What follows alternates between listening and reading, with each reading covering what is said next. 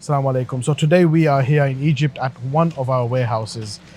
Alhamdulillah, the journey has been amazing. We actually started this warehouse in Egypt, Cairo. Initially, we had a warehouse which was just an open area, open space. But then we saw that this aid that we're sending into Gaza is going to become a very long-term project for us. So to facilitate this, we actually rented a few warehouses. So now we have 3 warehouses where we are taking care of all the logistics, packing, loading into trucks, etc., and sending the trucks to Gaza through the borders itself. Now, when the crisis started, of course, there was a huge difficulty in sending aid into Gaza, and we were just waiting for the borders to open. And since the borders had opened, we had facilitated the trucks to go into Gaza, and knowing the items and the food diet of our Palestinian brothers and sisters. So speaking to the local authorities, speaking to those that are in charge, we ended up renting a warehouse because we knew that this would be a very long-term project that we need to take care of. And as the time has gone on,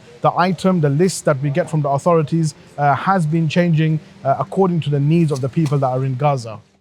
Our Middle East team, who is looking after this entire project at Abdullah Aid Warehouses, facilitating for the partners that come here in Egypt to load up these trucks and oversee the entire process.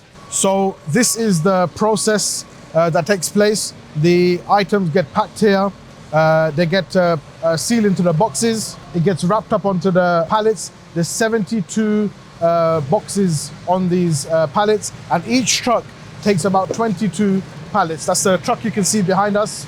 That will take 22 pallets. So once it's sealed up, it's wrapped up, put onto the trucks, and then the truck starts moving towards the Al Arish and then towards the Rafa Sanai Border, where it gets checked, security checked, and once it has been security checked and all cleared, sometimes within a matter of a few days it goes into Gaza. Sometimes it does take a bit longer. It can take a week or 2, or maybe even 3 weeks, but eventually it does get into Gaza. And inshallah, we hope that does continue just like that. I mean, we do know from our teams on the ground in Gaza, the items are being received, is benefiting those that are in need.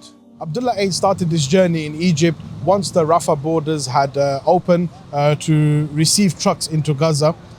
Initially, knowing that it will be a small period of time that we will be needing to do this for, we had an open air shelter type warehouse where we were facilitating these projects from. And then when we saw that this is a very long-term project that needs to be taken care of, we now have here 3 warehouses where we are facilitating projects for many different organizations, partners from Europe, from Africa, Canada, and many other places.